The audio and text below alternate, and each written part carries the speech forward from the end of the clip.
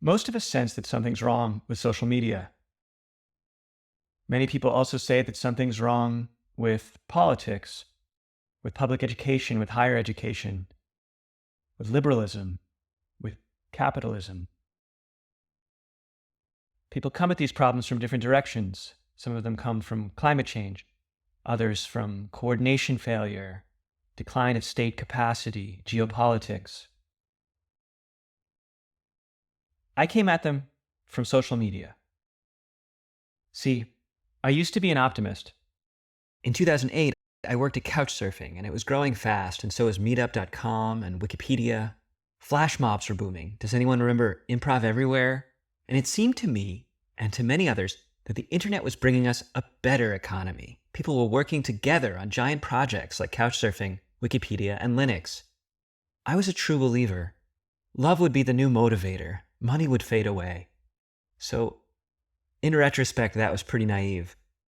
By 2012, I'd sobered up. By then, Facebook's newsfeed and YouTube had not only replaced TV, but added hours of screen time per day per person. It was the attention economy. And in alarm, with Tristan Harris and others, I co-founded the Center for Humane Tech. Actually, it wasn't called the Center for Humane Tech, not at first. It was called Time Well Spent. This was part of my proposal to fix the problem. At Couchsurfing, we tried to maximize the amount of meaningful time our users spent with each other, rather than any measure of transactions. And Tristan and I thought that if more people did this, if they maximized time well spent instead of time spent, that might fix social media. Now, it turns out that was still naive. I was young, and I thought the problems around me were about the things I already knew about technology, metrics, companies. But it goes a lot deeper than that.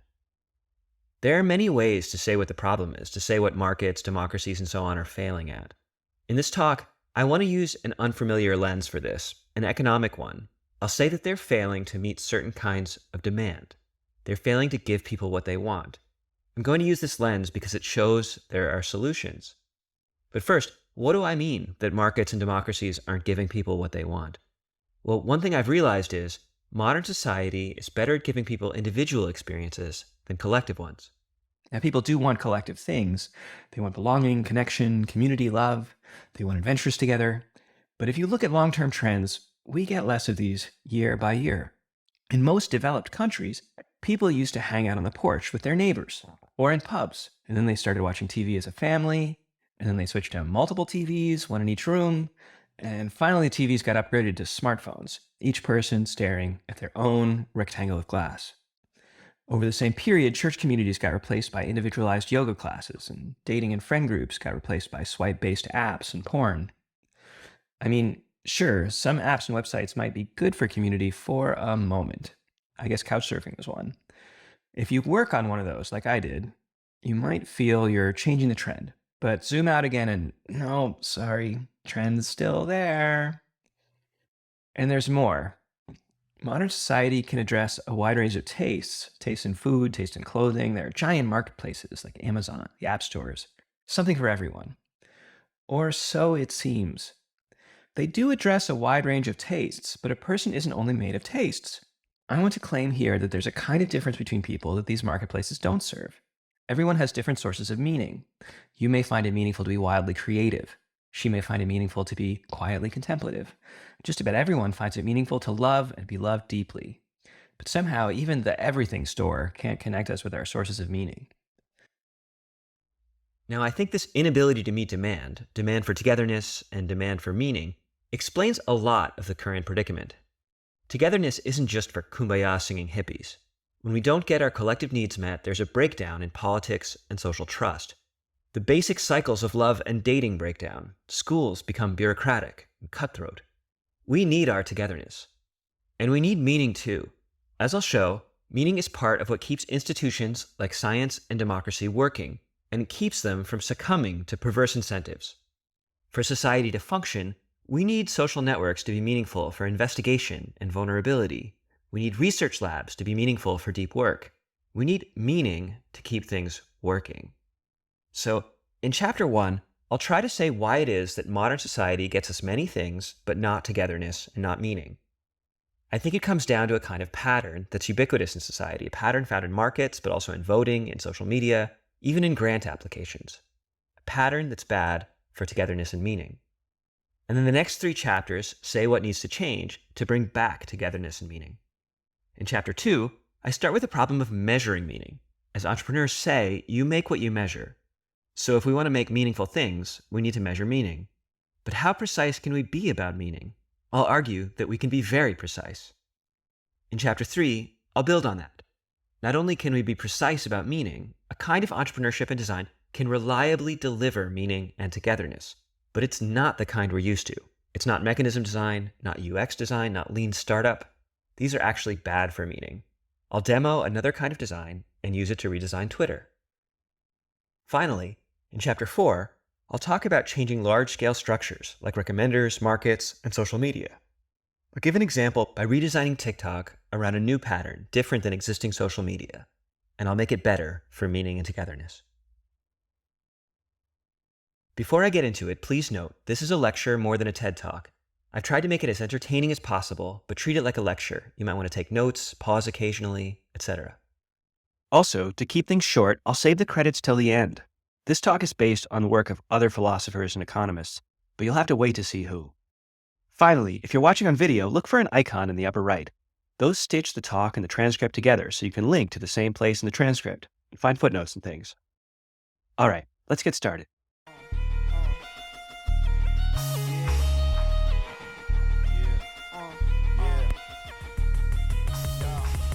To get into it, I want to start with 2 ways to think about daily life. Often in our daily lives, we ask questions like this. What's something we want to get done? What's something we hope to get over quickly today? What's something we hope to accelerate or delegate to get someone else to do? For me, I want to get this video done and published, and I'd love to delegate the editing. What about for you? What do you want to accelerate or delegate? But here's another way to think. Instead of accelerating something, we can ask questions like, what's something in the next day or 2 we want to linger on? What's something we want to make sure to notice, just because it's meaningful? What's something we want to celebrate or cherish? For me, I have a team meeting with a team I'm really grateful to have. I want to cherish that. It's autumn in Berlin and the light is gorgeous. The leaves are bright yellow and orange. I want to linger on that light. What about for you? What do you want to linger on? There's something I've noticed asking questions like these. Most people have tons of information on what they want to get done, offload, or skip. Answers to the second question are at a lower resolution. I think the reason is straightforward. We spend a lot of time making to-do lists and very little time making slow down and cherish lists. This difference also affects what we make. Imagine you're making an educational platform. Are students there to pass the test or get a certification? Or they're there to follow their curiosity, to face open questions, to celebrate together the beauty and complexity of the world? On top are things your customers want to get done or get over with. On the bottom, the things that make their lives worth living. Call the things on the top our goals. We're intricately aware of them. Call what's on the bottom our sources of meaning. I often call them our values. We're much less articulate about them. This difference in articulacy makes things challenging for entrepreneurs. Say you interview your customers for pain points or customer needs. But what's top of mind for both you and your customers are goals, not sources of meaning.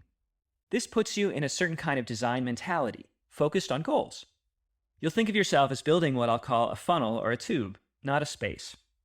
Funnels and tubes are goal-driven. I call something a funnel if it gets everybody to do the same thing, to work on the same goal. By this definition, the checkout area in a supermarket is a funnel. So are many organizations. There's one goal for everyone. Similarly, I'll call something a tube if it gets people from where they are towards their own goal. So Amazon and all marketplaces are tubes. So are Google searches. Tubes accelerate everyone to their own goal. Both of these are goal-driven things that everyone involved would accelerate if they could to get the goal accomplished more quickly. Many entrepreneurs see all design tasks as funnels and tubes, but that's a big mistake. Some things aren't designed around goals at all. Instead, they're about values or exploration according to values. I'll call those exploratory spaces. There are spaces for exploratory thinking, like your whiteboard, your journal, or an ideal research lab. Spaces for creativity, like jam sessions and brainstorms and creative tools. Spaces for chilling, like your living room. Spaces for vulnerability, like talks around a campfire or a confession booth. Spaces for celebration, like dance clubs, street riots, and festivals. These are not goal-driven. You know something's a space if you don't want it to be over quickly. You'd accelerate an Amazon purchase if you could, or an Uber ride, or an organizational goal. But the things that you do in a space are things that you would not accelerate. When I say you wouldn't accelerate a space, I don't mean it has to be pleasurable or fun. I just mean there's something meaningful about what you do there, something you'd miss out on if you skipped it or delegated it away. That means it's not just about getting to a goal. Anyways, most design tasks involve a mix of these three parts. Imagine you're making a messaging app, like Telegram or Messenger. Sometimes you open the app and search for who you want to send a message to and send it. In that case, the app is a tube, getting you to your goal of sending a message. But the messaging app is also a kind of exploratory space, a space for thinking about who you want to stay in touch with, about which kind of correspondence you want, with who, at which kind of rhythm, a space for being thoughtful about your correspondence, for being vulnerable, or more generally for expressing whatever values you have about keeping in touch. In this sense, the messaging app is a space. So a messenger app can be thought of as a tube, or it can be thought of as a space. And there are many, many things like this. Let's go back to that educational platform I mentioned before. If you focused on your users' goals, you'd think of it as a funnel or tube. But if you focused on their sources of meaning, it's a space. So designers can often decide whether to make a funnel, a tube, or a space. Or, as with the messaging app, they might make a mix of all three, where each screen or UI component participates in one or more funnels, tubes, or spaces. So let's go back to the intro, where I talked about a long-term trend, actually two long-term trends, a decline in togetherness and a decline in meaning. We can now say that they're the same trend. It's a decline in spaces. Spaces have been experiencing this weird decline in so many areas. Democracies, which used to be spaces, have become funnels for making voters angry. Education has become a career funnel. Research labs have become citation funnels. And I'm going to tell you why. I'll tell you in two parts. First, I'll cover an initial mistake, which we made long ago, which kicked off the decline in spaces. And after that initial mistake is clear, I'll lay out some further events which made the problem even worse. So, what was the initial mistake? We made a deal with the devil, a deal that makes funnels and tubes cheaper to organize, but spaces more expensive. So, once upon a time, people were embedded in social networks, informally providing things to each other. They didn't think of themselves as entrepreneurs or content creators. They just did things with their friends. Here's Margaret. She's cooking for her two friends. They'll have a dinner party. Sandra over here is suggesting a game to play with two friends, and William's writing a poem and organizing a reading. They're space makers. But there are problems with this setup. Only Margaret's friends get to enjoy her cooking, and only Sandra's friends get to play her game. William has a small audience, even if he's a great poet. In this early society, none of these offerings are scalable, and there's no competition, so excellent work can't rise to the top, and the whole thing is awfully undemocratic since everything is open only to friends. To get out of this situation, we made a deal with the devil. We reorganized things. Now we have individual suppliers, individual consumers, and the consumers can find the suppliers they want. In every case, there's a pile of strangers and there's some kind of professional that spends just a short time with each of them. So Margaret's now a restaurant owner, Sandra runs a game-playing event, and William's a poet and content creator. Their offerings are now widely available. They serve people at less cost. More people eat delicious food and go to events. Also, different suppliers in the same category can compete, so excellence rises. Margaret's cooking and Will's poetry get the acknowledgement they deserve. We wanted something democratic, scalable, and excellent surfacing, and we got it. But we paid a high cost. We had to give up working with people who know each other. Suddenly, the people at dinner are all strangers to one another. And we gave up spending much time with each customer, and we hardened our roles into producer, consumer, creator, fans, etc. I want to give a name to this new structure we adopted. I'll call it piling up strangers. Here's the essence of the deal we made. It became very easy to put yourself in a queue, but that made it a bit harder to come together with friends, to address our deepest desires, or to be fluid about roles. You can see this everywhere. When I click this purchase button, I put myself in a queue of customers. I give the supplier an incentive to deal with me quickly without getting to know who I really am, and to keep me in my role. It's the same when I click interested on a Facebook event. I'm in a queue of strangers, or with this apply now button, or this follow button. All these things create a pile of strangers next to one kind of professional. This is baked deeply into our society, and it makes funnels and tubes cheaper, but space is more expensive. Remember, in spaces, people are together in a non-transactional way, and they're not pursuing goals and transacting, but they're pursuing their deeper sources of meaning. So when space makers adopt this pattern of piling up strangers, they're screwed. Think about it. Sandra now has to deal with a pile of strangers. If some of her events were best for people who already know each other, well, those are out the window. And she has to add intro rounds, get to know each other games. She probably also has to change her marketing. She has to make her events sound exclusive, or maybe they're for discerning singles. She has to make it so people are okay with playing these games with people they don't know.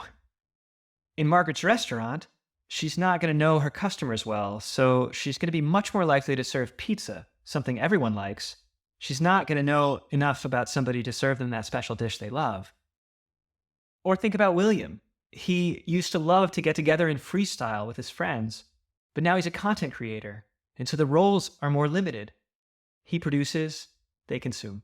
When you learn to see it, you realize every day we put ourselves in numerous piles. And when we do that, we make it harder for people to make spaces for us. We make it easier for people to put us in funnels and tubes. So that's the deal we made. We got a lot out of it. We got this openness to people that aren't our friends. We got excellence. We got scalability. But we traded away our spaces. If I could change one thing about modern society, I would change this. I would make all these buttons do something different. Something that doesn't put us in a queue. Something that doesn't have these perverse incentives. Something that acknowledges our existing friend groups and social networks, and something that gets at our deeper desires instead of serving everyone pizza, and something that lets us be a little more fluid about roles. It may seem impossible. How can we have the advantages of both, of piling up strangers and of friends-only networks? How can we avoid disadvantaging space makers like this? We need to do something with the strangers besides pile them up. I won't answer this now. Instead, I'll spend 20 minutes on it in Chapter 4. But I do think there's a way to do it, and if I'm right about that, it means all the structures that pile up strangers, social media, voting, markets, application processes, all of these can be reinvented. So I'll get to that. But first, I'll quickly call out 4 more things which make the problem even harder for space makers. We need a more complete picture before we can look at solutions. Here's the first. Because corporate people are always dealing with piles of strangers, they see us at our worst. They have little time with each of us and only know about our shallowest needs. They think pizza is all we want. They see us when we're anonymously scrolling or purchasing with low commitment, low attention spans, and isolated. And that's why I think they sound so sad when they talk about us. They use terms for us like eyeballs and customers. They write pitiful user stories about us. Martha's a busy mom who, at the end of her 9-to-5 grind, and after she puts her kids to bed, just wants to watch some Netflix. Bob's a construction worker whose only solace is the bag of Doritos he enjoys on break. I call this attitude corporate disdain, and it makes it much less likely that corporations will make spaces. Here's another one. Another thing that's warped by piling up strangers is business practices.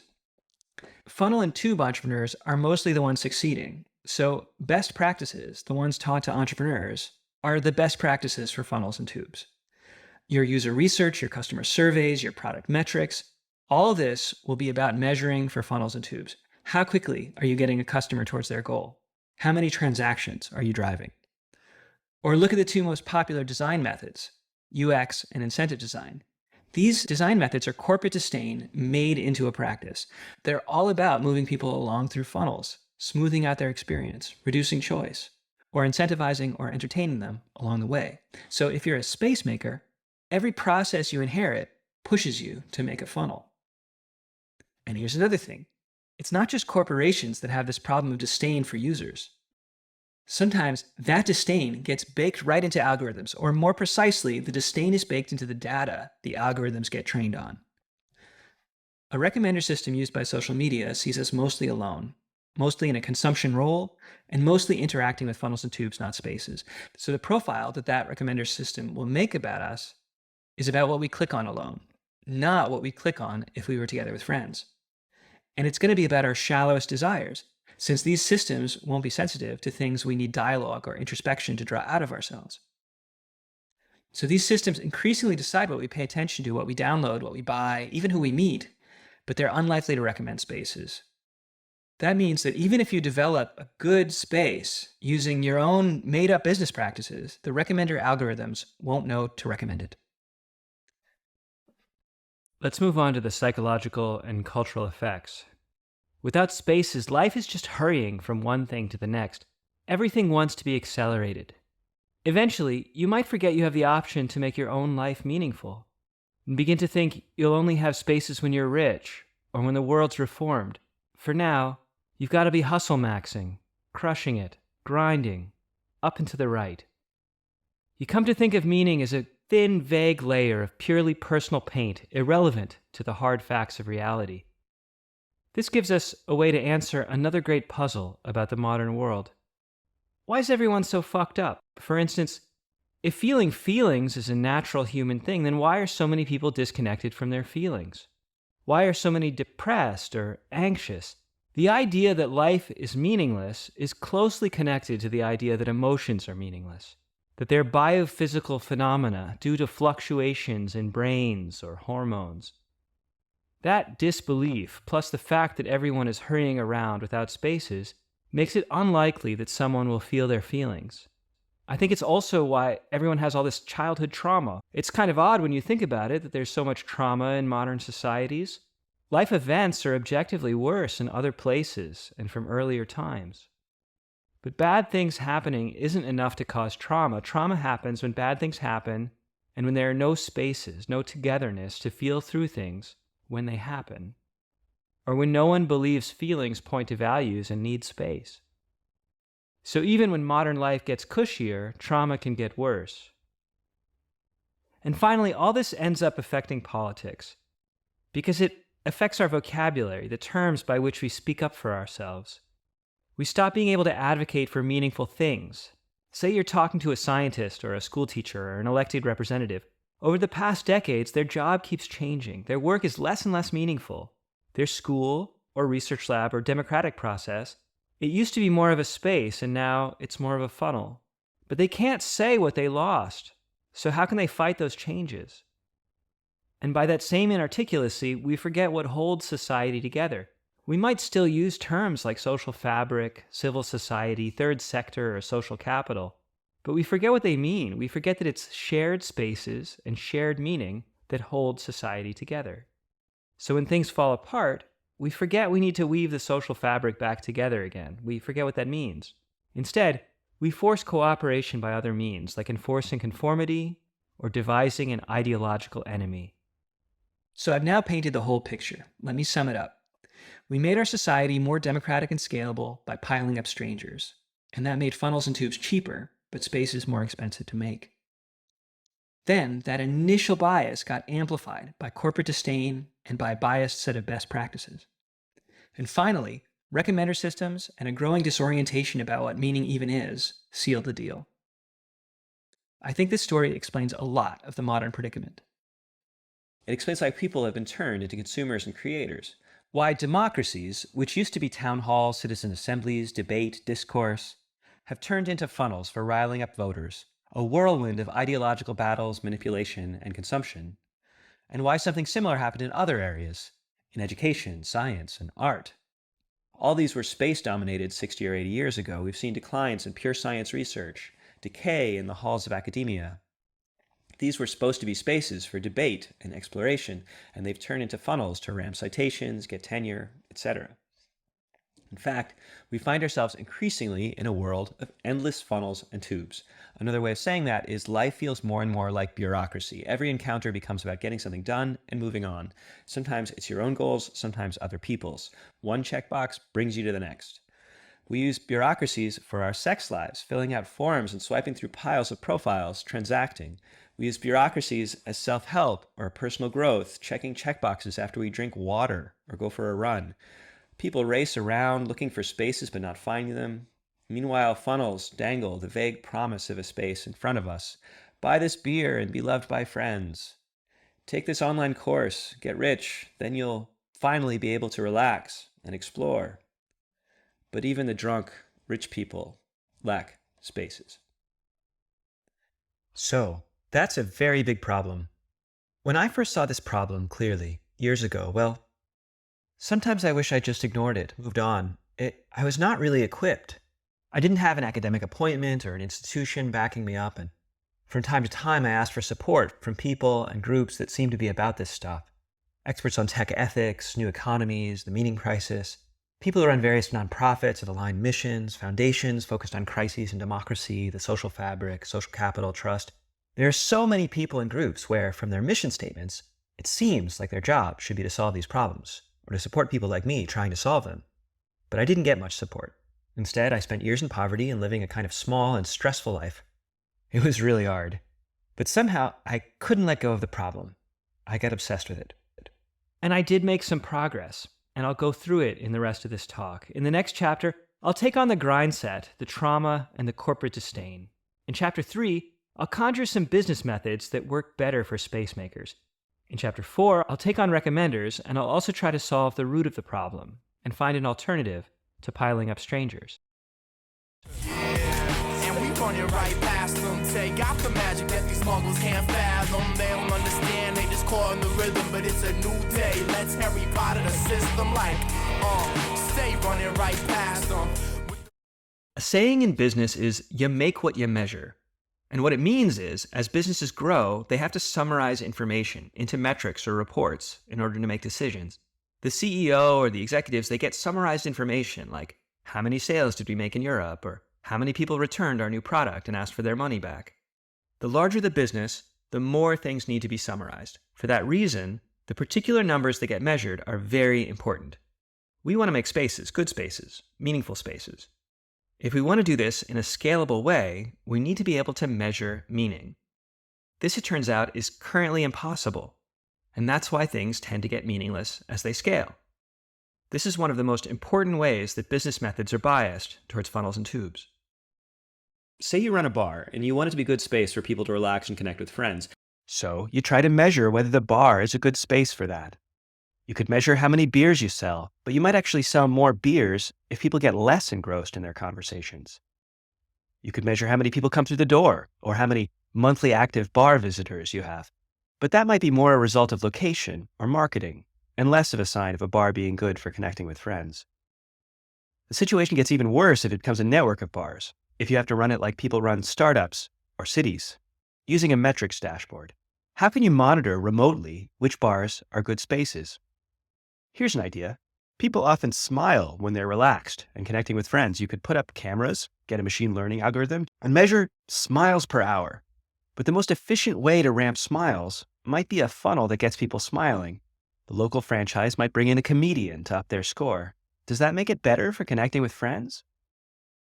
The situation gets even worse when bars in the network compete with one another for smiles. Things might get dystopian. Some bars put a drug in the air to make people smile. Other bars make a rule that people who bring non-smiling friends, they don't get invited back. Or the people who do bring smiling friends get half price, and now there's a social expectation of smiling, rather than genuine connecting with friends. Or the same thing can happen in a more subtle way. Maybe there's a selection effect. People only bring their happiest friends to the bar. Eventually, it becomes high status to be smiling all the time. The self-help industry gets in gear with courses on how to be happy at bars. The core problem here is that being a good space for people to relax and connect with friends is vague. And because it's vague, we end up finding more precise proxy measures, like smiles or beers or monthly active visitors. Those new measures are clearer, but they don't correspond exactly with what we care about. And these proxy measures also end up being manipulable. Actually, it's easier to explain this as two kinds of manipulation. One happens when our metric is behavioral. Our behavior is never really what matters to us. We can always be forced into behavior, pressured socially, or a funnel could be created to drive behavior in a way that doesn't really capture how we want to live. In the most extreme case, our limbs or bodies could be manipulated. Most of us would not want to live inside a body manipulated, even if it were manipulated to do the right behaviors. That proves that behavior isn't what matters. So behavioral metrics can always be coerced, and they're also never exactly what matters to us. But there's another problem. People's psychologies are also manipulable. Imagine you don't have a behavioral metric, but instead one about a kind of feeling you want people to have, or a goal, or a desire. But say you make that feeling, goal, or desire seem pro-social. You create a social norm that says, this is how a good person should be. Like, a good person should want to get fit, should want to be honest, should open up, be vulnerable, be strong. Using this tactic, you can also manipulate people into non-behavioral things like desires, goals, or feelings. So we have behavioral manipulation on one hand and psychological manipulation on the other. The fact that we call these things manipulation indicates that there's something deeper that we really care about, something deeper that these manipulations pull us away from. And that deeper thing must not be behavioral, and it also can't be a desire, goal, or feeling, since these are manipulable too. But what could there be besides behaviors, desires, goals, or feelings? I struggled with this question for many years. It's really deep. It took years of reading to solve it. Here's some papers that helped me figure it out. These are by Amartya Sen, an economist who won the Nobel Prize. And these are by philosophy professors Ruth Chang, Charles Taylor, and David Valliman. In the end, based on all this reading, I came up with these values cards. Imagine you're making a space for vulnerability, or an exploratory app for creativity, or maybe you're expanding a network of farmers markets, and you want to make them good spaces for people to explore localism in food systems. These cards drill down on a vague word like vulnerability, creativity, or localism. People care about distinct kinds of vulnerability, and you'll pick one or two to focus on. The values cards aren't exactly about behavior, and that's good, because behavior isn't really what we care about. It's just a proxy for what we care about.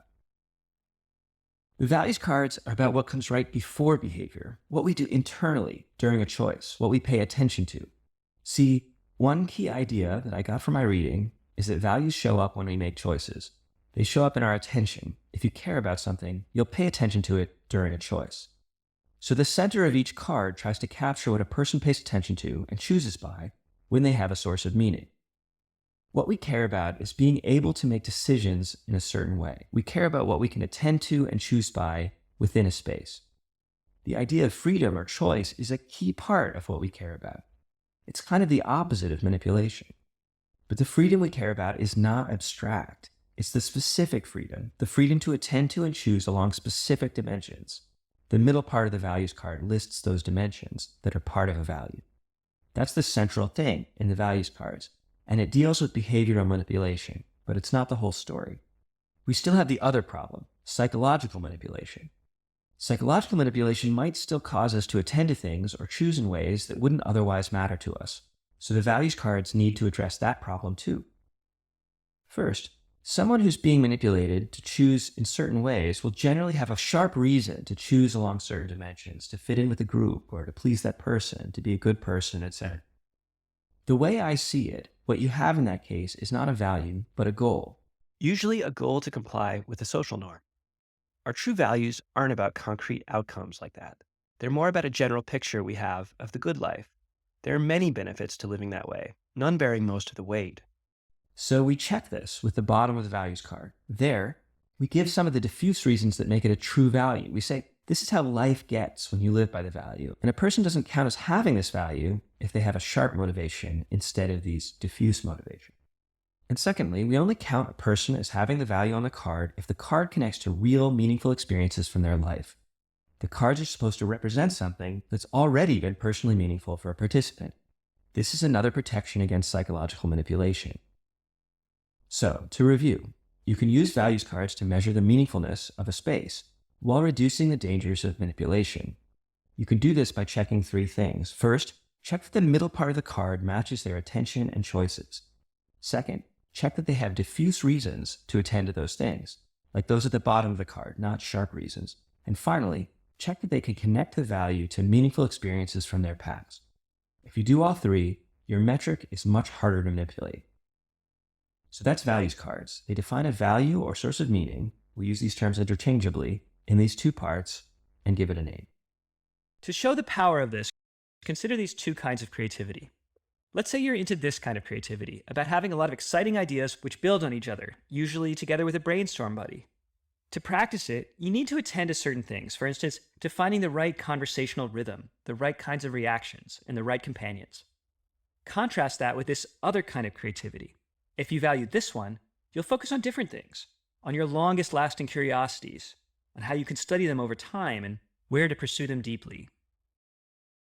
Even though these are both kinds of creativity, they call for very different designs. Let's say Bilal is really jonesing for the first kind of creativity. He loves creative riffing, and he misses it.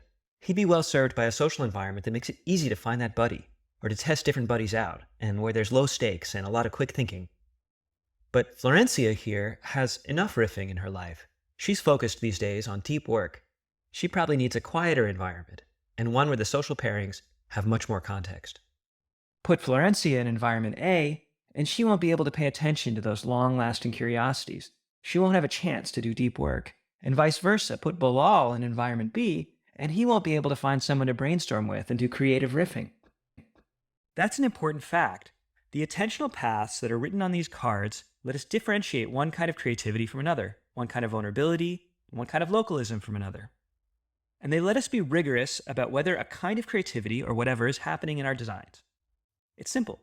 For a value to really be happening, people must be attending to what's on the card and choosing by it.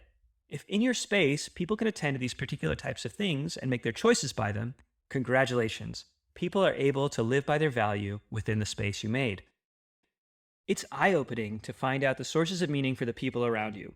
One way you can do that is by asking about the spaces they need in their lives. What spaces are responsible for their most meaningful experiences?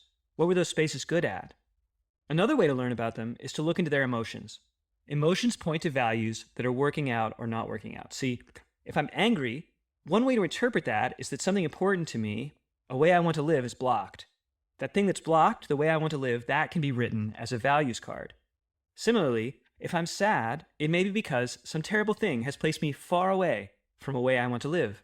And if I'm grateful, some fortunate event has brought me in contact with the way I want to live. In each case, the way I want to live can be written as a values card. Whatever I'm feeling, whether it's positive or negative emotion, will point to something important to me, something that can be written as a values card. Making these cards and finding values and feelings, these are two of the best ways I know to get clear on your own values and the values of the people you love. Once you connect emotions and values, you see clearly how your own sources of meaning get expressed or suppressed in your own life. Your understanding of meaning sharpens right up. You can also do this with people around you. Talk to them about their feelings and what's meaningful. You'll start to get a glimpse of what I call the universe of meaning, the space of all values, everyone's sources of meaning altogether. A key fact here is that the collection of all values is smaller than some other collections, like the collection of all goals or the collection of all preferences. Let me show you what I mean. Consider the collection of all goals. It includes many far-off goals, goals like get rich, like Elon Musk, or goals people only have because they hope they'll lead to something good later, goals like impress so-and-so at the bar. Values aren't like that. Values cards refer to things you've actually paid attention to in choices, in which you found meaningful to pay attention to, so you've already had the experience of values. Far-off goals may relate to our values. Maybe we think accomplishing them will bring us closer to them. For instance, maybe we think if we get rich, we could finally spend time playing music. And goals may also provide context for values. Someone who finds meaning in visual creativity might set a goal to publish a weekly comic with a friend. The goal, though, is something they haven't done yet, and there's infinitely many of them. But the value is one thing they already know. Something similar is going on with preferences. Preferences also vastly outnumber values, but for a different reason. Actually, for two reasons. First, there are many preferences that are about pleasure, but not about life meaning. Perhaps you love chocolate cake, but a life filled with chocolate cake wouldn't be a meaningful one for you. And second, you may have many preferences that are related to your values, but only connected by a long train of inferences. So maybe you love walking in forests and the way the forest light opens your heart, and you think, if Trump were elected, those forests should be cut down. So you prefer Biden to Trump. Your Biden preference is connected to your walking in forest, heart-open source of meaning. But so are a million other preferences, like the preference for this forest over that, or the preference for having your Sundays free to go for walks. Instead of focusing on these million preferences and goals, we can save a ton of time by collecting a person's sources of meaning. We can cut right to what's precious and immediate for them about being alive, the basic ways of living, choosing, and attending, which they find meaningful, the things they need spaces for. I've found that learning all this, seeing the universe of meaning, making values cards from your emotions, it changes a person. It changed me. Not long ago, I was focused on my goals and fears, including fears of being unloved or worthless or bad. Developing this language of meaning made it clear when these other things pulled me away from doing what's meaningful to me, and I started to put meaning at the center. I've watched many people go through this at the School for Social Design. They come out with a new way to honor their emotions and the emotions of those around them. I saw Adam, Ryan, and Ari gather sources of meaning from their parents, children, or friends. And they started to admire these people for sources of meaning they hadn't seen before, and also make new kinds of space for them. I've even seen long-standing arguments evaporate when people see the sources of meaning behind them. They're inspired instead of angry. And I've seen people come to agreement about what's meaningful and change their lives. I saw Wiley and his wife change cities, jobs, and lifestyles. I've seen teams completely change their products. They put their own sense of meaning at the heart of what they build, in place of functionality or efficacy or some numerical model of impact. I saw Catherine, Nick, Dara, and Greg redesign their products around the kinds of socializing that they themselves find meaningful. People also change their impressions of customers. They see them as beautiful and values-driven. They stop trying to smooth out flows, incentivize, or entertain. They no longer have corporate disdain. And finally, they advocate for change in their organizations and institutions. I saw Adam, Reese, and Josh change policies in schools, research labs, and companies to protect what's meaningful. I get to watch all this happen when people go through our course. But I think the most important change is that when you put meaning at the center of your own life, it protects you from many of the mindset problems I mentioned in Chapter 1. For instance, you hustle a bit less. When you prioritize meaning, it means exploration and curiosity go first. You're also less drawn in by the attention economy, the doom scrolling, polarization, and internet outrage. You're less drawn in by the consumption economy or by ideological battles. You return to the core social glue of meaning and shared space. We're now more than halfway through the talk. It might be a good time to take a break, do some stretching, high-five your colleagues, or just walk around and look at the building you're in. Here are 2 things you can think about if you want to walk around. First, which parts of the building are designed as tubes? Which parts are funnels or spaces? Second, you can think about your own feelings. The feelings you have right now. Do they point to a way you want to live? Could they be written as values cards?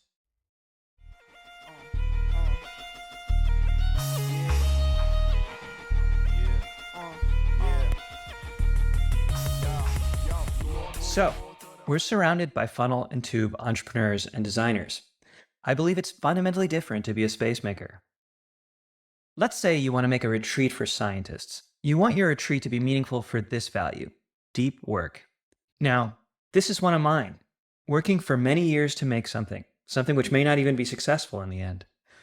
The middle of the value card covers what people attend to when they live by this value. Let's take a look. They attend to curiosities inside themselves that they're ready to pursue for months or years with no quick results. Research methods that might make progress on those curiosities. Colleagues who are also boldly and diligently doing deep work. They attend to days that are wide open enough to pursue the deep work and places that are quiet enough. Now, once you pick a value like this in a context, like making a retreat, there's 3 types of thinking you can do to make your retreat meaningful on purpose for the value you picked. First, you can analyze your retreat out into funnels, tubes, and spaces. Let's follow an individual participant through this retreat. First, they apply to participate, then they get accepted and they pay for it. Sometime later, they arrive on site.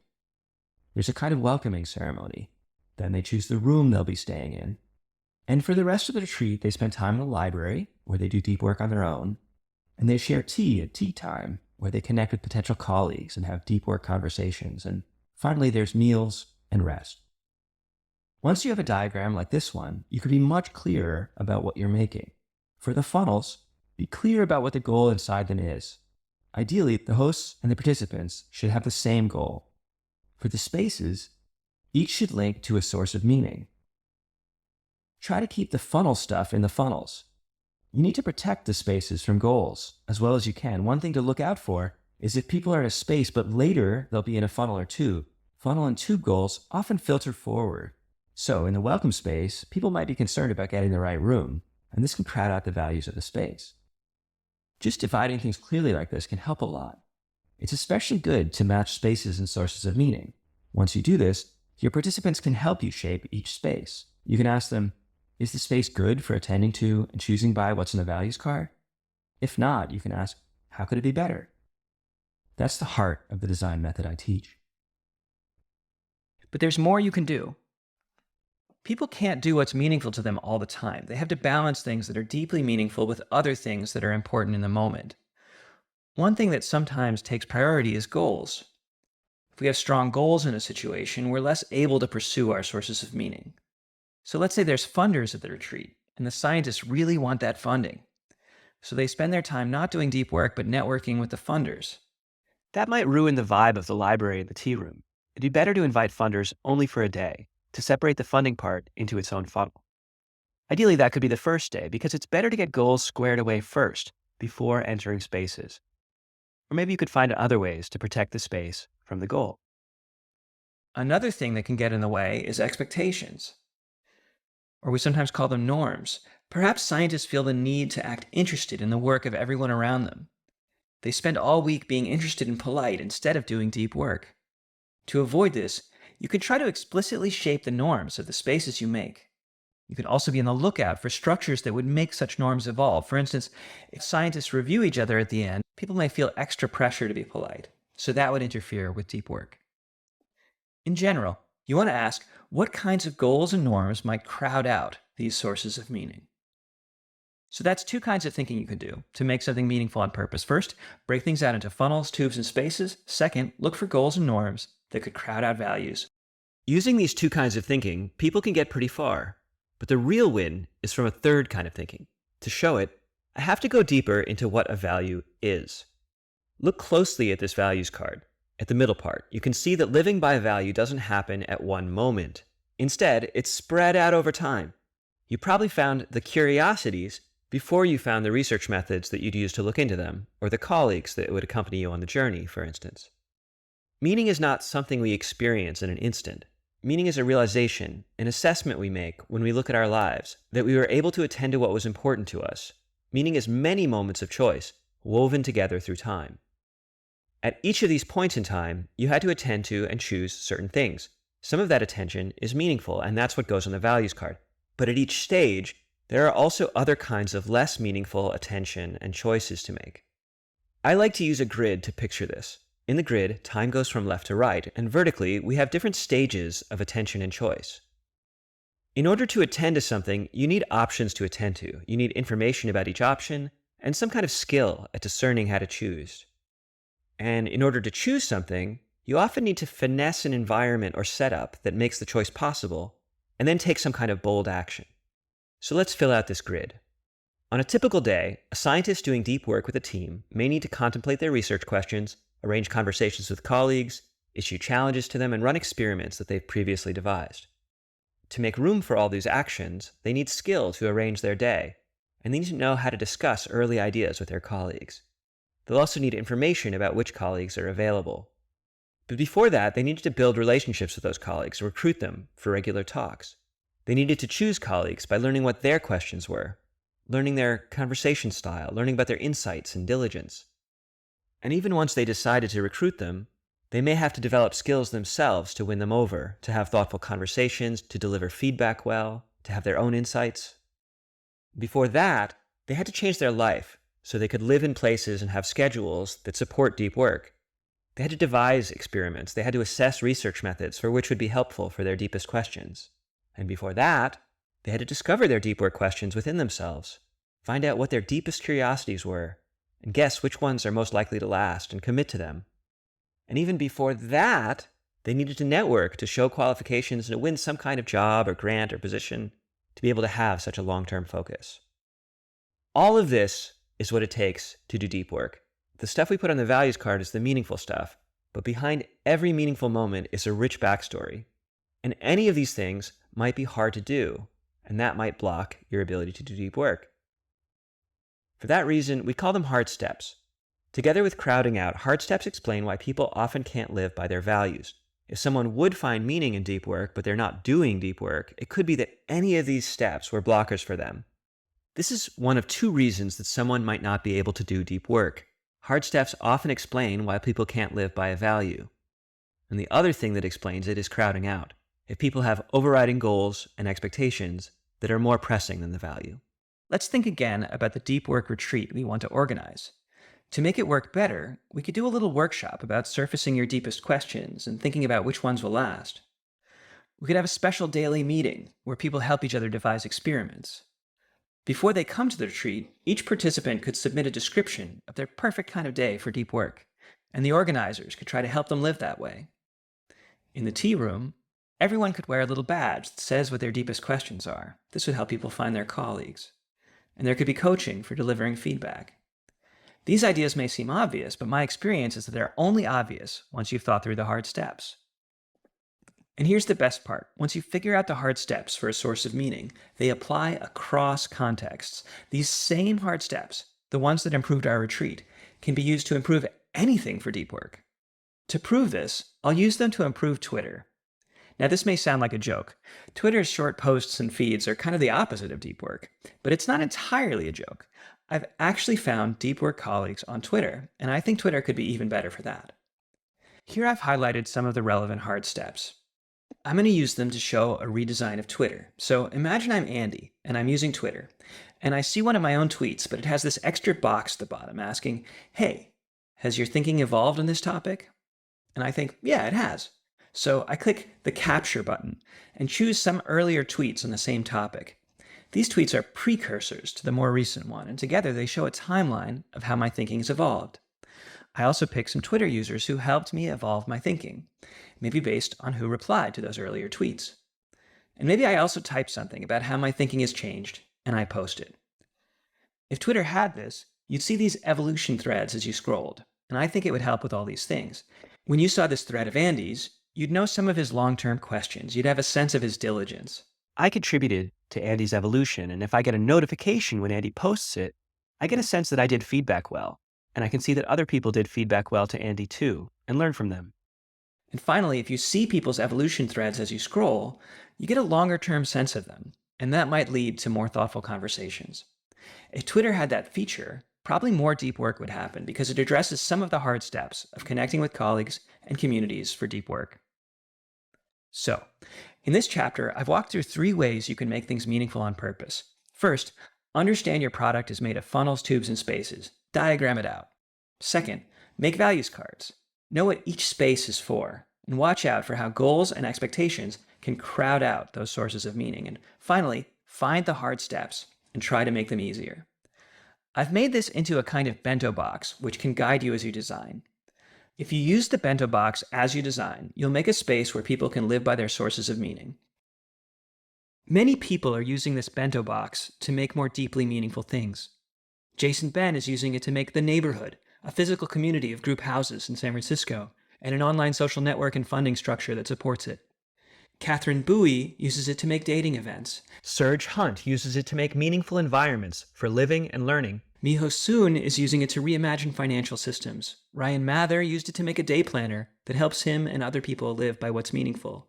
Wiley Webb used it to make a financial planning app to help people get their families out of poverty. And there are new stories like this all the time. For these people, space making is a craft.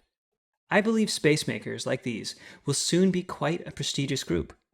Just as neurosurgeons take great care while operating on their patients' brains, space makers take similar care with what gives us meaning in life.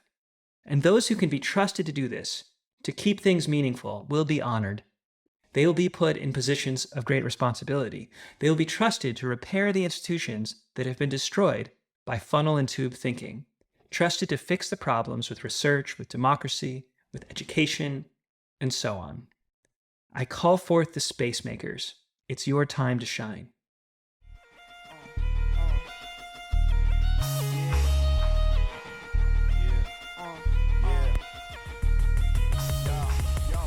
So, on to the last chapter. Imagine if many individuals articulated their values, and many space makers made beautiful spaces for them. Imagine a kind of renaissance of spaces. Such a renaissance could only go so far, though, because large-scale systems, like social media, markets, and recommender systems, act by piling up strangers. And because they suffer from what I called recommender disdain, the problem where social media recommenders don't recommend spaces as much as we'd benefit from them. So at large scales, funnel and tube entrepreneurs will remain more successful than space makers. That's not my goal. I don't want space makers to be niche. I want them to be the most successful entrepreneurs in the world. I want the latent demand for meaning and togetherness to be completely unlocked. So, in this last chapter, I want to sketch out an alternative vision for those large-scale systems, for social media, for markets, and for recommenders. I want to show that they could be deeply changed. I should say up front that I don't have a plan to actually get them changed. To do that would, I think, require a vast cultural shift, like if it became common sense that sources of meaning are what we should organize lives around, and if the public was demanding to reorganize economic, political, and tech systems to suit this, demanding to return spaces to their rightful place. I know, that might be wishful thinking, but if it were true, if the public was up in arms for spaces, we'd still have a question, which is, what should those new systems look like? In this chapter, I want to sketch an answer to that, at least the beginning of one. First, I'll redesign the iOS and Android app stores. In my redesign, they'll still be piling up strangers next to app developers, but at least we'll avoid recommender disdain. And then, second, I'll redesign TikTok so that it doesn't pile up strangers. My hope here is just to convince you that such systems could be made. So, imagine if the App Store on your phone knew the kinds of spaces you are missing in your life. For me, what if it knew I'm looking for physical exploration spaces or intellectual community spaces? What if it could sort apps to help me be more fulfilled? To pull this off, you'd want a database of the most common sources of meaning that go unfulfilled in people's lives, even just a few hundred of them. And you'd want to know a bit about my relationship to each source of meaning. Am I alone with it? Or do I have some friends to share it with? Where in my life would a new space for it fit? Which hard steps are blocking it? At first, you'd want to train the system with explicit feedback. Let's say I had such a recommender built into my phone. Earlier, it recommended this app, Matter, to me because I want intellectual community. Later, it could ask for feedback about how that recommendation went. It could ask, oh, are you finding companions to share your interests? Are you finding research questions you're deeply curious about? It could check in with me about whether Matter's actually good for the source of meaning I have based on what's in the middle of the values card. So, Apple can use this data to rank Matter and to decide whether to recommend Matter or not. But it doesn't have to stop there. We can use the same data to rank Apple's recommender. Here's a kind of report card about how the App Store is doing for me, including all the time I've spent in recommended apps and whether they were meaningful. I can use this report to compare Apple's recommender with others. Is Apple better or worse than Facebook at bringing people meaningful lives? What's great about this is the incentives it creates. The people at Apple would have some pressure to help me find spaces to make good recommendations for my sources of meaning. Those working at Matter would have a similar pressure. All the apps and businesses you reach through your phone would need to serve meaning instead of engagement. Once this stuff is measured, there's a chance to align so much with human values. There could be third parties like insurance companies that reward the recommenders that keep us healthy and fulfilled. And the same infrastructure could be used to align advertising networks, maybe even government services. If governments, tech stacks like iOS and Android, and markets were all accountable to life meaning, that would be a civilizational shift. The centerpiece is this review in the middle. At first, it would need to be explicit. People would need to understand what this data is all about. But later, software could guess our sources of meaning and just have us confirm them. Software could find evidence of us living by our values as we message and interact, rather than ask for explicit reviews. That's all pretty exciting, but I think we could do even better. To get into it, let's go back to chapter 1 when I talked about piling up strangers. We have this older way of doing things, which I call friends only, where you have lasting relationships you can get at people's deeper needs, and people have flexible roles. This is all good for spaces and space making, but these structures aren't open to strangers, aren't scalable, and they don't surface excellence through competition. Then we have this other structure which isn't good for spaces because it doesn't have lasting relationships, doesn't surface deeper needs, and people are stuck in roles like creator and consumer, but it is open to strangers, scalable, and excellent surfacing. What we need is something in the middle. I cannot stress enough how important this is. So many structures in our society pile up strangers. Social media, voting, markets, application processes. If we can come up with an alternative structure, that means all these things get reinvented, a profound societal shift. So let's see what we can do. When I have a problem like this, I often try thinking of something that's not scalable, but meets the other criteria. So let's start there. We need a social structure where there's lasting relationships and deep possibilities are surfaced, and the roles of creator and consumer are blurred. But it also should be open to strangers and surface excellence. Can you think of something like that? There's more than one answer, of course, but here's my favorite one. A breakdance circle, also called a cipher. This is just a circle of breakdancers where one at a time someone goes into the circle and shows off, and everyone cheers them on. Thinking about what makes a cipher work, I think it's three things. First, there's some shared values. People agree that it's good to have technical chops, to find your individual voice, to have a funky style. It's good to surprise people, to explore within the genre, and so on. Second, there's a sense of togetherness. Sure, you could say there are producers and consumers of dance in the circle, but they're in a shared space. They're developing relationships with each other. They don't just have transactional follower kinds of relationships. They're not in a pile. They're peers, mentors. They know each other's names. They hang out. Finally, within the event, there's a shared mission. Of course, people have individual missions of becoming great breakdancers, but there's a shared group mission too, coaxing out the best dancer in each person, egging them on, bringing the vibe to the next level. We can compare the collaborative production in a cipher with what happened if these people were just dancing with their closest friends. Ciphers are more excellent surfacing than just dancing with friends, and they're also more open to strangers. So ciphers have some of the advantages we're looking for. But at ciphers, the consumption isn't separate from creation. Everyone's there together with the same group mission, and deep possibilities are discovered and pursued. New aesthetic values, new styles, new ways of relating, new ways to jam. I'll show another example, something more scalable. Science. Science has a lot in common with breakdance. Look at writing a scientific paper. It travels through a sequence of spaces. Each of them is a bit like a breakdance cipher. There are shared values, non-transactional relationships, and a group mission. Part of writing a paper is bringing together collaborators. Often, a scientific paper is a collaboration between more experienced and less experienced scientists. The paper also gets kind of stamped with the institution you work for, with the principal investigator who heads up your lab. And then you get some advisors. They're making sure your paper uses methods which are easily checkable and common in the field, that you've done your background reading. They also check the relationship between your claims and references. Big claims should either be supported directly with data or argument in the paper, or there should be footnotes attached, linking to support from other authors. Then it goes to some reviewers. Maybe they check the related works section to see if you've engaged with the field. Finally, scientific papers are usually consumed in a group. Academics will present a paper in front of their peers at a conference or in a lab meeting or in a class. Maybe it's acclaimed as groundbreaking or field-defining. So this is a series of groups which cover a continuum between production and consumption. Everyone kind of does both. But there's more production on the left and more consumption on the right. As something moves from group to group, it's produced, refined, discussed, assessed, annotated, etc. My favorite word for this is it's legitimated. By the time it gets all the way to the right, it's a full-fledged, legitimate, published scientific paper. It gets this way by accumulating little labels. Labels like grounded claims and field redefining. They are assessments of quality, and they have to do with the sources of meaning of scientists. This whole system scales in an interesting way. It scales in 3 dimensions. First, there can be many copies of each space here, many university departments, many collaborator groups, many conferences, reading groups. Each, ideally, is like a little breakdance cipher, but for science, with shared values within each group and between them. Second, science scales in terms of the level of polish required of the work. To the left, you can have people just starting out, whereas towards the right, you have the principal investigators, journal editors, people who see more polished work. This structure, and the criteria that's applied by each group, is about surfacing excellence, just like the breakdance circle. Each group can give feedback to the leftwards group and pass its best results rightward. And the third dimension is that the whole pipeline can be duplicated for fields and subfields. Each has its own department at the university, its own journals. Even better, those field-by-field pipelines cross-connect, often getting the right science to the right scientists.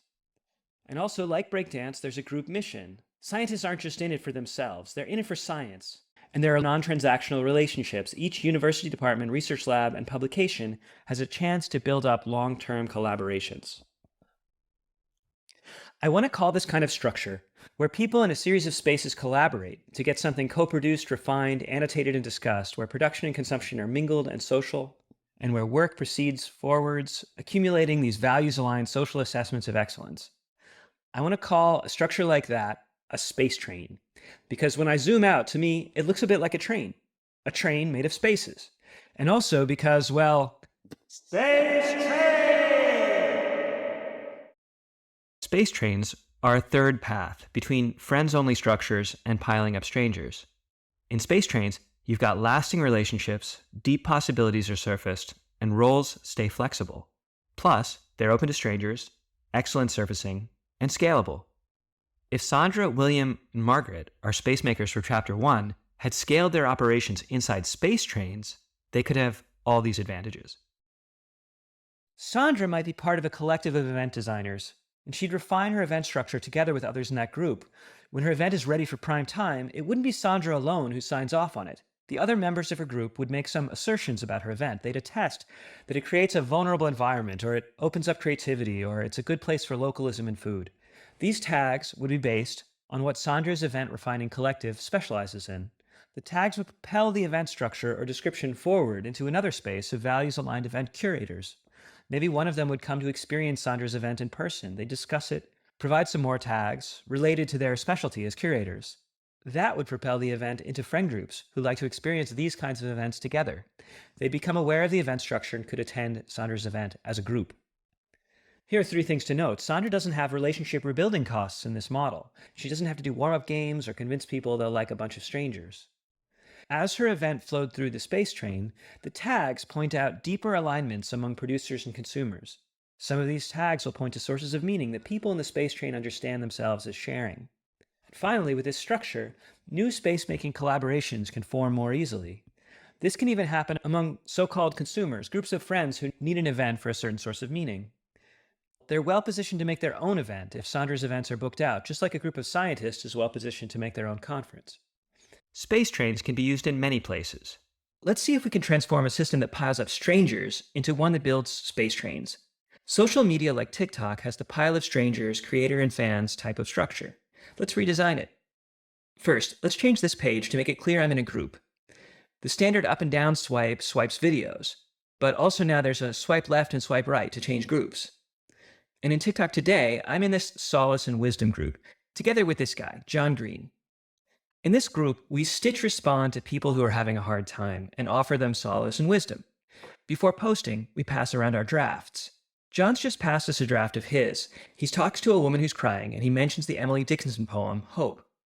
I love how John's done it, so I select some tags we use in the group to mark out the kinds of excellence we look for when providing solace and wisdom. Alternatively, I could have made some suggestions for John to help him achieve those excellences if he wasn't there yet, but he knocked it out of the park on his first try. Those tags will make the video appear in other groups. It might even be seen by the woman he stitched with.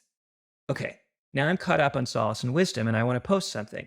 Let me move the post button over here so we can tell that it posts into the group.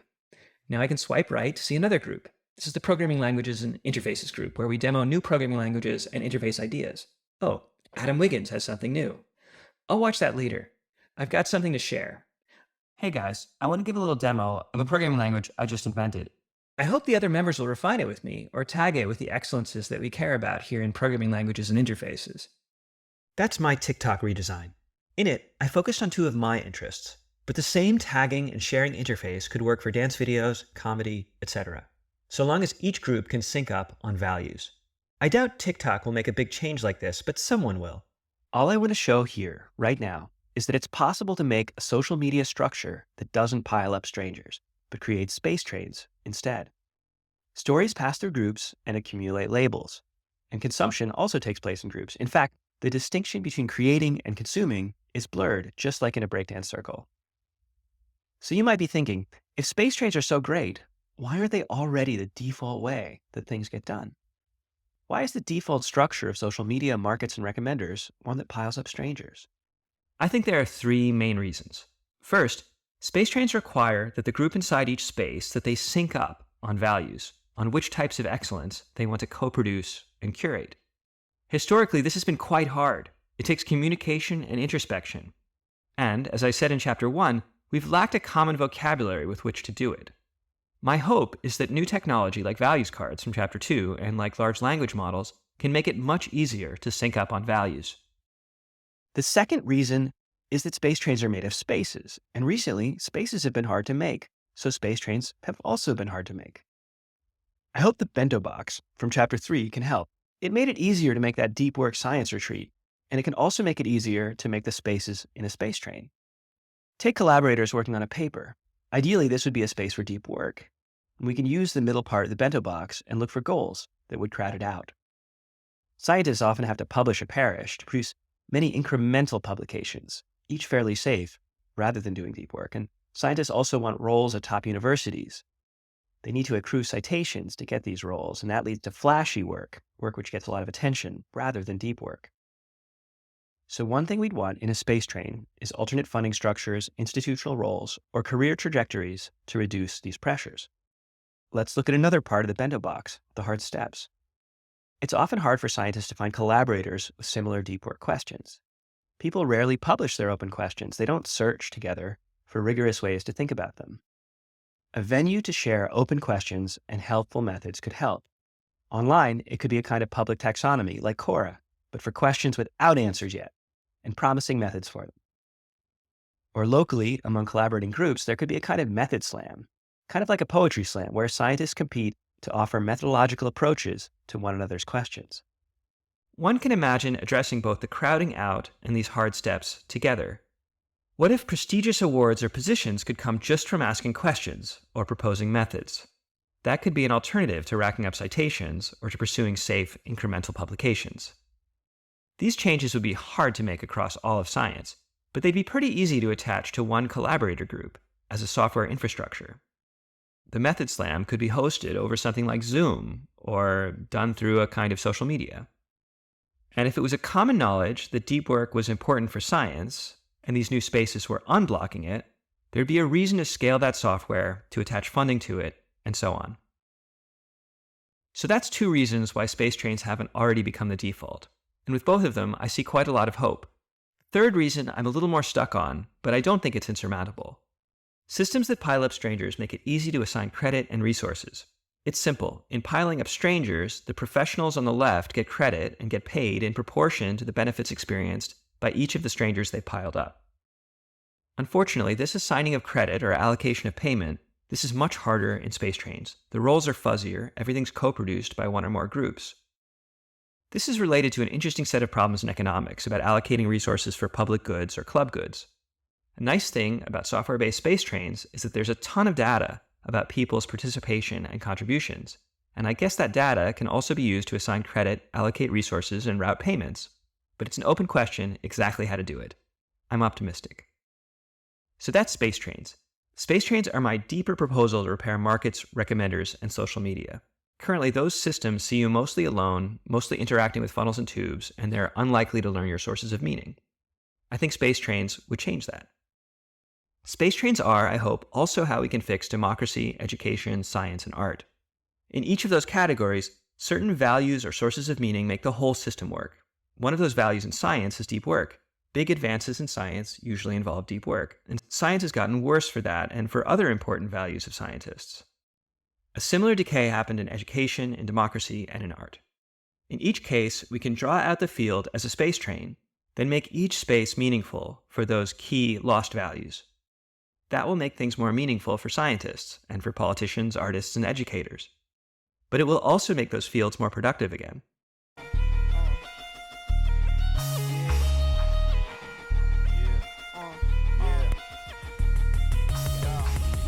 So, that's what I've got.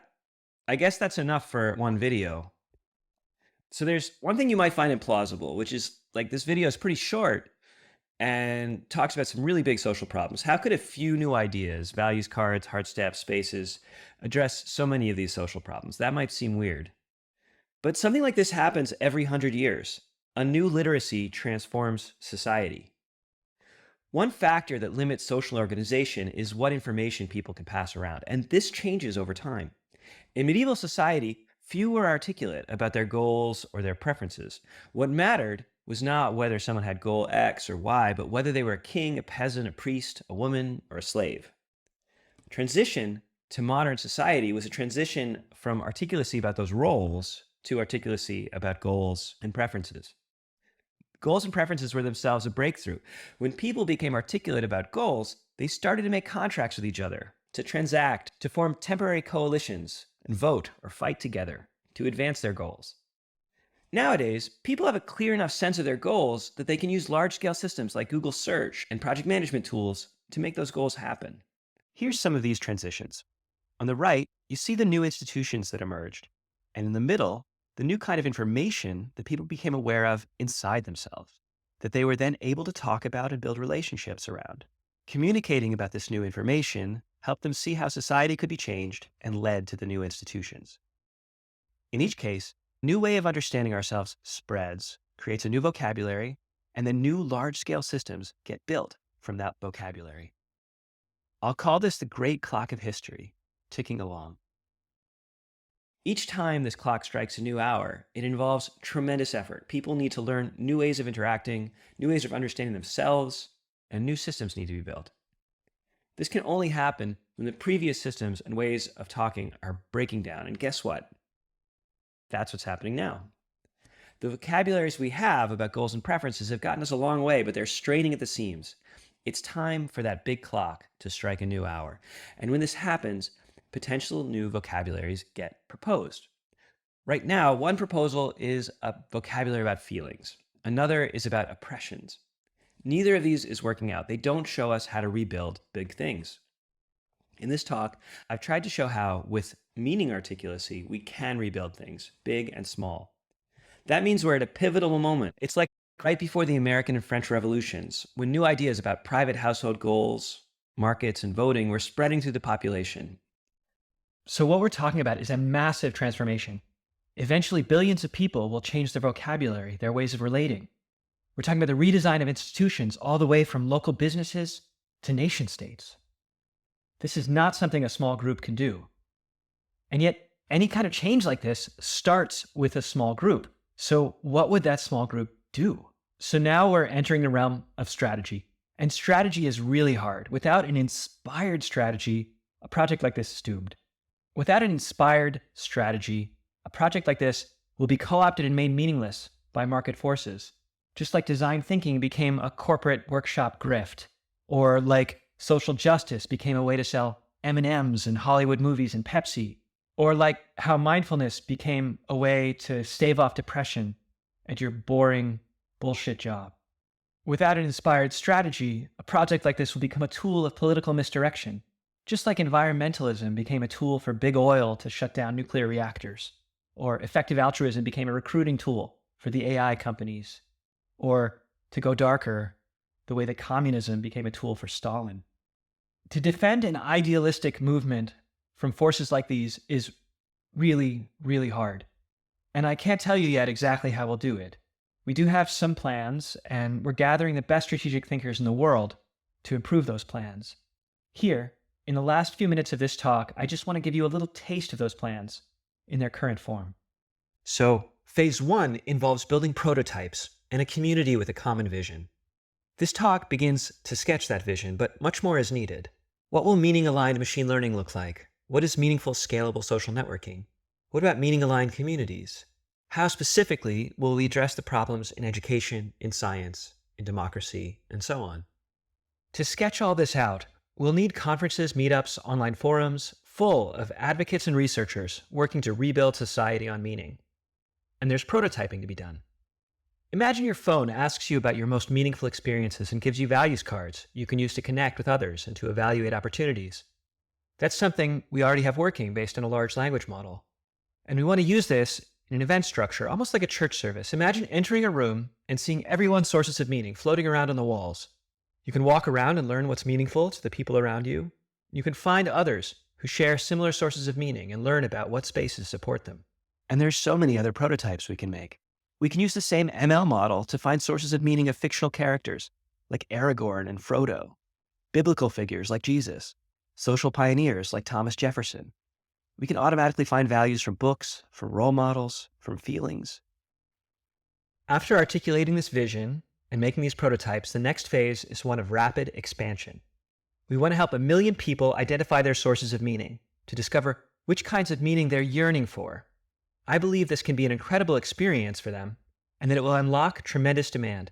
Once people understand what makes their life meaningful, they'll want to drop the bullshit and focus on the meaning. After unlocking that demand, we can link those 1 million people into an ecosystem that helps them do just that. What would such an ecosystem include? Well, I think it would include thousands of space makers, people who use the bento box to design or to monitor meaningful spaces. It would include novel approaches to AI. There'd be meaning-aligned recommender systems for these meaning-driven people. There'd be other kinds of AI models aligned with sources of meaning. And I guess this ecosystem would also include a marketplace, something that matches meaning-driven people and the spaces that will support them, and allows the exchange of money but doesn't turn everything into a funnel. Maybe it will use an insurance model rather than direct payments. So, meaning profiles and an ecosystem. You can view this as a technical project, but you can also view it as a cultural transformation. What are we doing with the profiles? We're helping people change their self-understanding, to reorient their lives and senses of self around meaning. And what are we doing with the ecosystem? We're changing our sense of how society should work, how businesses and people should fit together, how people and people fit together. What's sometimes called the social imaginary. This is a new mythical structure for society, a new story to tell ourselves about who we are, where we belong, and how we get along. My colleague, Ellie Hain, is all about articulating that new myth. She has a talk, much like this one, but focusing on myths and movements that you can watch on our website, rebuildingmeaning.org. At some point, as this expands, we're going to run into conflicts with business as usual. People will want to co-opt our efforts.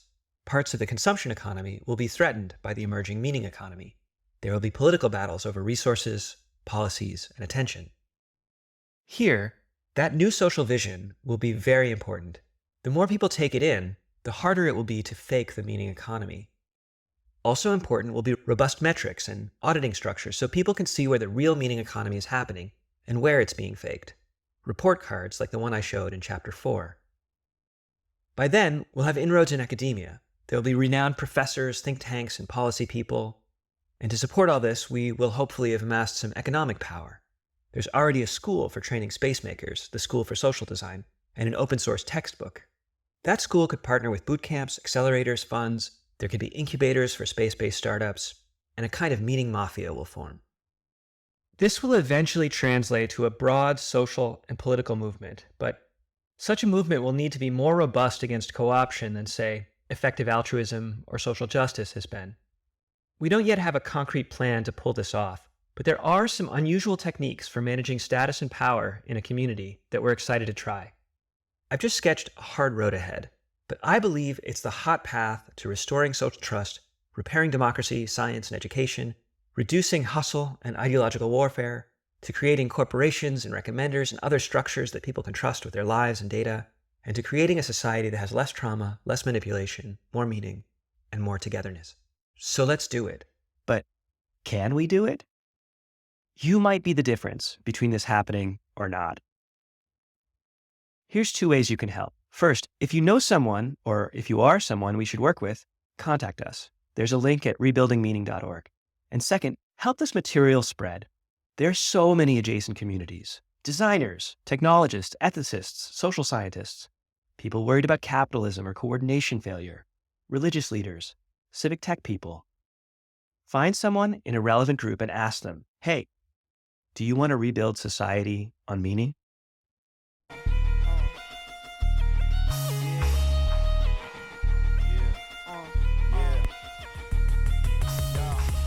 All right, it's time for some credits. So, the centerpiece of all of this is the conception of sources of meaning or values. And here, my work descends very clearly from that of 2 philosophers. First, Charles Taylor. I recommend 2 of his papers, The Diversity of Goods and What is Human Agency, and his books, Sources of the Self and Ethics of Authenticity. Taylor doesn't call them values or sources of meaning. He calls them strong evaluative terms, because we use our values as a kind of language for evaluating options, for highlighting certain options as noble and others as mundane, certain options as powerful and beautiful and others as weak or drab. Taylor doesn't put it exactly this way, but this amounts to paying attention to different aspects of a choice. The other philosopher I've built on is Ruth Chang. She goes into more detail than Taylor on how we use these evaluative terms to make choices, and how sometimes our choices lead us to develop new evaluative terms. She does call them values. I recommend her papers, Putting Together Morality and Well-Being and All Things Considered, or her book, Making Comparisons Count. The values cards also owe something to James J. Gibson, the perceptual and ecological psychologist. I recommend his book, The Senses Considered as Perceptual Systems. He describes the work of attention in perception and in appreciation, much as I do. And there's this guy, philosopher David Velleman. I think he has the best overall evolutionary description about how an individual and a society could come up with what I call values or sources of meaning. why, if you were building a community or society or even just planning a life, the agents in those communities or doing that planning would tend towards being agents which developed values or sources of meaning. So that's values. Moving to my critique of capitalism that I focused on in Chapter 1, I think it owes a lot to these two men. First of all, Ronald Coase, the father of transaction cost economics. In his Nature of the Firm, Coase shows why some markets have big firms and others have networks of contractors. In some cases, there are high costs in having a network of contractors, high costs of negotiating, forming relationships, etc. His argument there is similar to mine about why spaces form in some places and not others. Next is economist Amartya Sen. Sen wrote about how information on people's revealed preferences is not enough to make good social allocations. Actually, he said more than that. Even richer information about people's well-being or utility in different hypothetical states isn't good enough. Sen's critique of preference information is the essence of my argument in this video. He says why preference-based systems like markets, voting, and recommenders don't carry all the demand needed for good social choices, like demand for togetherness and meaning. To fix this, you need something like values cards, or like the tags I added to TikTok. Sen advocates for such an approach, which he calls information widening, collecting extra information to help systems like markets and recommenders make better choices. Sen even developed his own such systems, with different concepts but a lot of similarity. Where I say people deserve spaces for their sources of meaning, Sen would say that people deserve to have the capability to live out the functionings that are meaningful to them. Sen calls this approach to measuring meaning the capability approach. He even won the Nobel Prize for his critique of standard welfare economics and his alternative.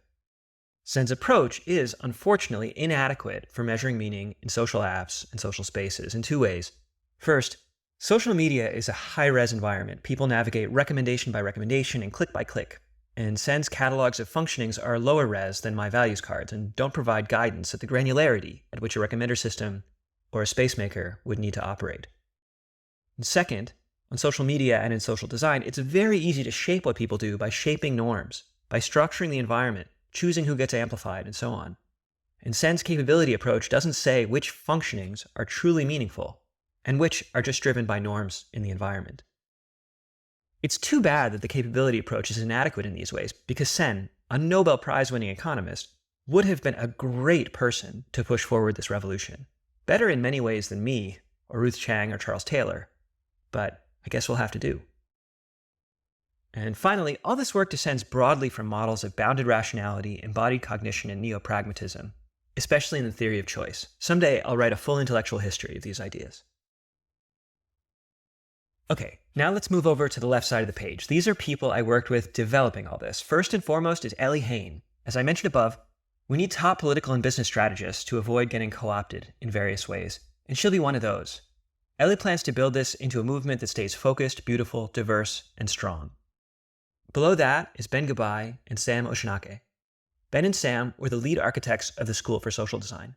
Ben still trains most of the space makers and continues to develop the pedagogy we use.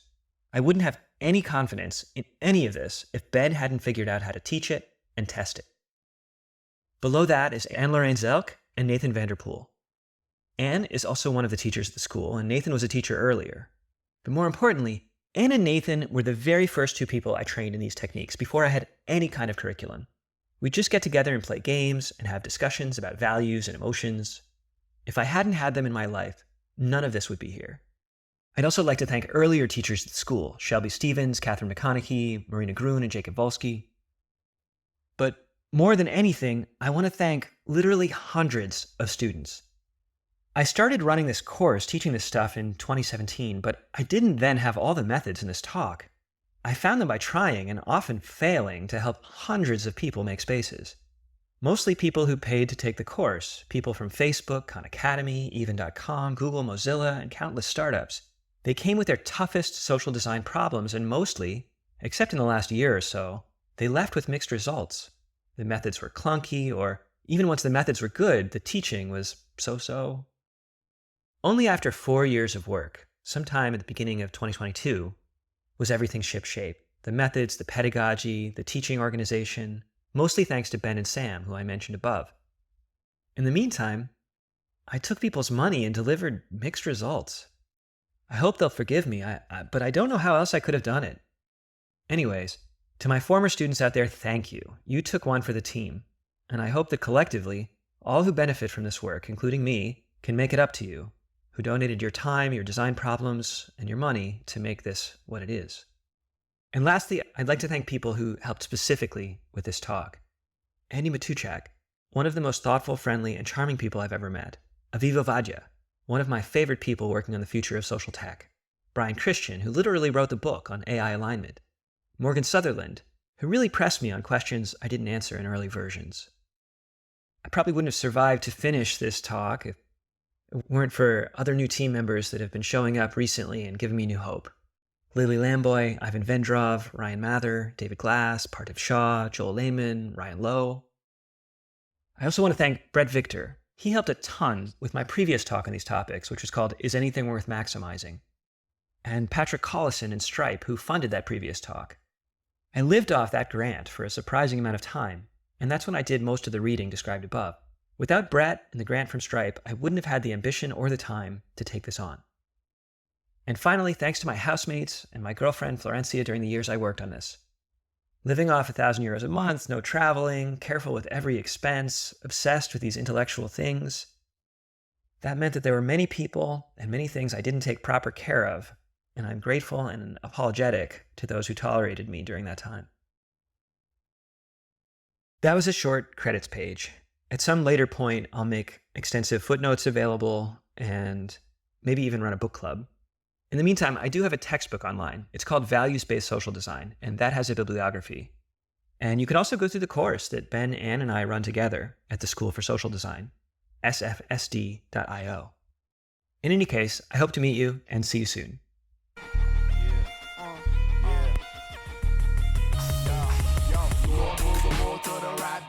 They call me you know who, they scared to say my name. Terrified of verse 16, 8 refrain. But yo, this is how we play the game. I see a CD DJ in a B-boy stance, playing bhangra, salsa, crunk, freeform jazz.